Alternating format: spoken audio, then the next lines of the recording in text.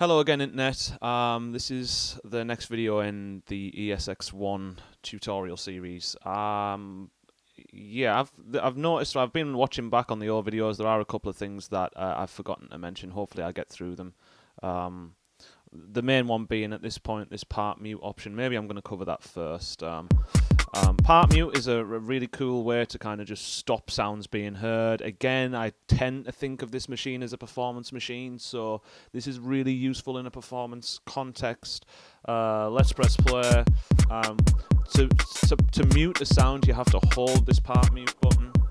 Let's do it, and then you select the part that you want to get rid of. Obviously, dropping the kick's a big one.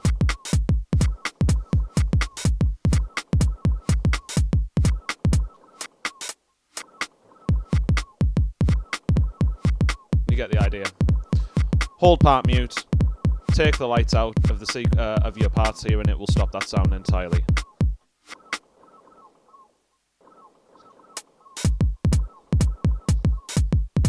Cool. Nothing much to it. I mentioned it in the last video and I didn't get round to covering it, so there it is. I think before we move on to the filter and the mod section here, I think I want to talk a little bit about the keyboard parts here. We've kind of got like a basic beat running now. I'm just going to put everything back in actually, and I'm actually going to drop the sound of that bird sample. Oh, I'm burping again. Pardon me. Okay. Yeah. We're going to look at the keyboard parts. The keyboard parts work in a slightly different way to the kind of normal drum parts here or sample pads that we've got here. In that, when we load a sample into these parts, we load it in exactly the same way, but then we have the option to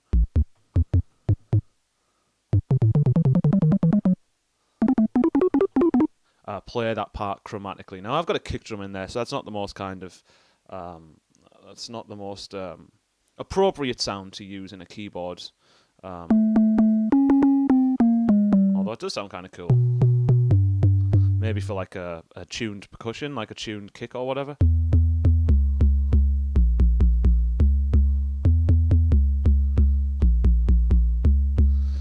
But yeah, you get the idea. So I've selected the part and I've loaded in. Well, I haven't loaded in. It's already got this kick drum in by default. And now, as long as this keyboard button is lit up, we can play these 16 steps as though they were a keyboard, a chromatic kind of piano. And shush now, shush. And we can go up and down octaves by using our arrow keys here. So if I hit down, up,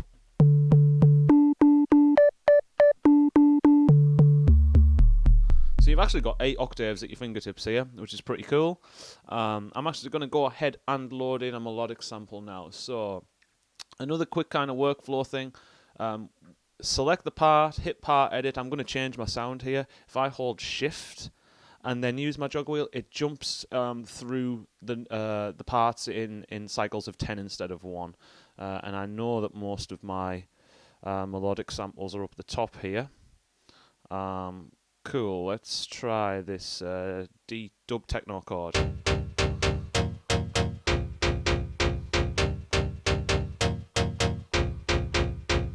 Sounds pretty good. This is just like a very short sample that I loaded in to the machine. It's not something that comes stock with it, but I do encourage you all to kind of load your own samples in. Maybe we'll have a video looking at that as well.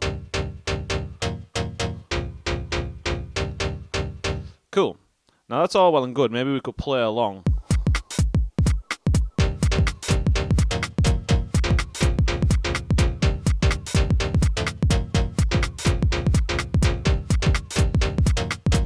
But you'll see that my playing's super sloppy, I'm rubbish, my rhythm's pretty terrible. And the other thing is, you don't want to spend a whole songwriting session, or definitely not like a whole hour-long set just playing stuff in like that constantly. No real fun in that, and obviously it would make it hard for you to do anything else on the machine.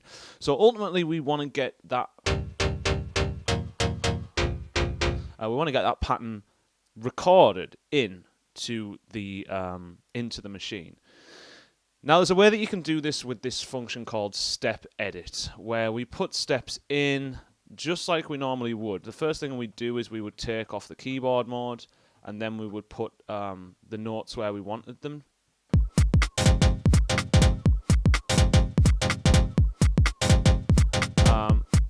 But you'll notice that they're all the same note value. And what we'd have to do to change that is to select the note. While we're still in this step edit mode, we go down to use the arrows to get down a note number, and then we'd use the jog wheel to change it.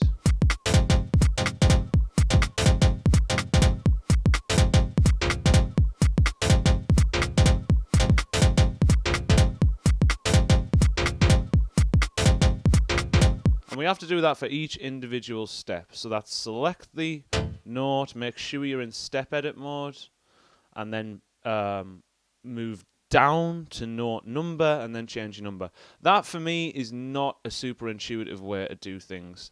Now, and even though I'm kind of like rubbish at playing things in, the machine does some auto quantization. So what I'd prefer to do is to just play that in. I want to be able to play that in, and hopefully the machine kind of snaps things to the grid in a way that I kind of want it to, meaning that I don't have to go through this rigmarole of step edit. The step sequence way, I mean, I guess that's the kind of the old school way of putting things in, and for many of you that might work, but for me it really doesn't.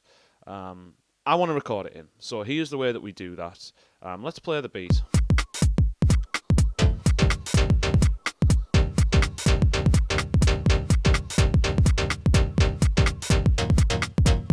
Okay, cool.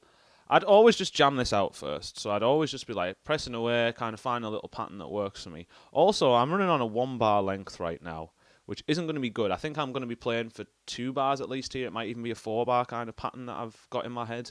So the first thing I'm going to do is make this pattern 2 bars in length. Now, this is a really important thing about this machine, actually. If I was to just increase the length of this pattern now, well, actually, let's take a listen. I'm going to save it first. No, if I save it, it kind of defeats the point. Okay, yeah, I'm going to cycle to 2 bars in length now, and let's have a quick listen. This might show me up entirely here.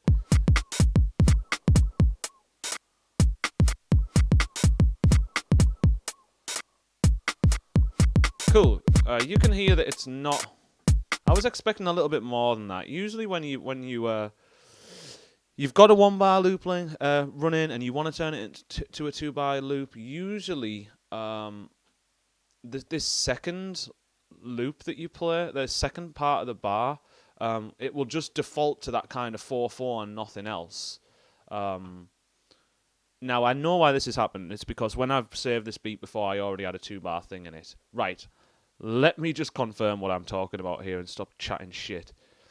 If you want to duplicate the first bar into 2 bars or into 4 bars, and I'm going to do this by saving it to a new pattern entirely. Let's save it to A4. And let's see if I can get this working, actually. So look, we're on a 1 bar length. It sounds like this. I'm going to increase this to 2 bars. It's making a mockery of me. I guess it's because I just saved it again. Let's try it on 3. Yeah, it's cool. It's working. As long as you've saved the pattern before you change the pattern length, it will duplicate that first bar. If you haven't saved the pattern before you increase the length, it will default to that first part 4/4 kick drum. Now, I'm having trouble replicating that because I've already saved the part. I've already saved the pattern a couple of times, so it's kind of showing me up as I expected. Just understand that if you want to duplicate a full bar across like 2, 3, 4, you must save that pattern first. Okay, so I'm good. This is fine. It's kind of duplicated that pattern for me across, and I'm going to make it 4 bars. So we can see this, the playback cursor going along 4 bars. 1, 2, 3, 4. And now that's giving me enough space to play my keyboard part. Let's jump to the keyboard part.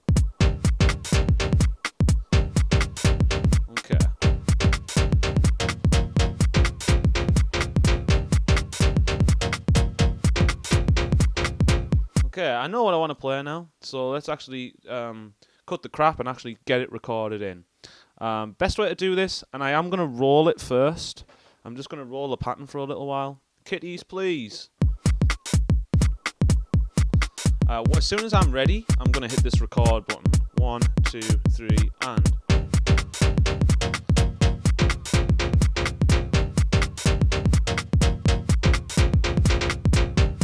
And now I can let go. I've immediately turned record off, and it's just going to loop back what I played.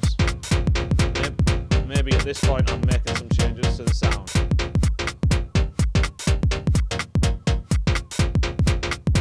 Let's make this kick drum less frantic as well.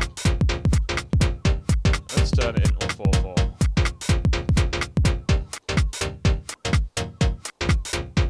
Didn't realise how hectic that pattern had got just then.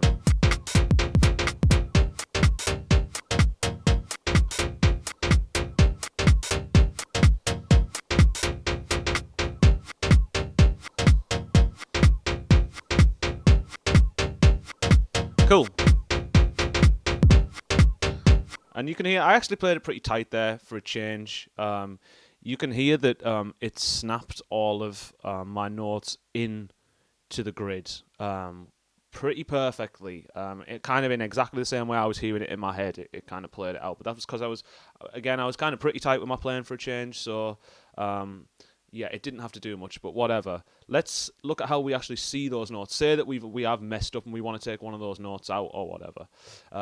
With keyboard part 1 selected, and if I hit keyboard, we can see the notes that I've played in. And again, because we're spread across 4 bars here, remember the red light is the bar that we're currently viewing. We can cycle through and see those notes. Let's play it. Say I wanted to take this out. Maybe I didn't want this little roll here or whatever.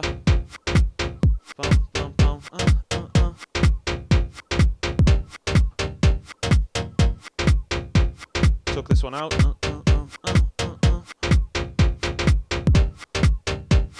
So you can, once it's in, you can kind of take your notes out and you know, stop them playing or whatever, change it up. And again, super useful performance technique is to kind of play a full pattern in and then reduce it down to just a few notes so that you can transition into another part or another song or whatever. Also at this point, because your notes are in, we could then hit step edit, jump down to the note number option, and we could be changing these notes if we wanted to on the fly. And I'm actually going to do that here. I'm going to skip this note up by a full octave, and I'm pretty sure if I hold shift and then use the jog wheel, it will jump that note up by a full octave, obviously down a full octave if I want to. So let's do that. Let's press play. This will only happen on the fourth bar. I'm going to change another one actually. There, you heard it, right? Let's make this one down. On this next bar. So you can make on-the-fly changes, and you can actually do that while the pattern's changing, so that's pretty cool. The only thing is that, you know, if you're cycling through these notes and you don't know which one's in the right scale or whatever, then you can hit some duff notes every now and again. But whatever, experimentation's cool, even if it is on stage. That's it. Obviously, I've just put one part in. Let's go ahead and layer up a couple of parts, actually. So I have this really cool sample that I sampled from one of our songs. Tom uses these awesome, he sequences these really awesome kind of dub techno chords, which I really love. And I don't know what samples he's using for this. I'm pretty sure it was some guitar and violin samples or something he uses. But anyway, I wanted the sound, man. I wanted the sound on the machine. So I'm going to try and play something over the top of this. Now, this is a bit of experimentation.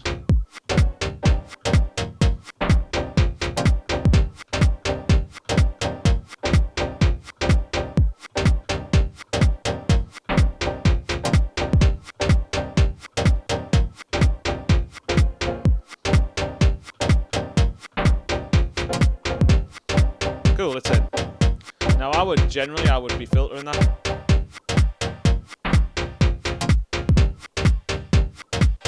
So I can bring it in over time. Let me just change this filter as well.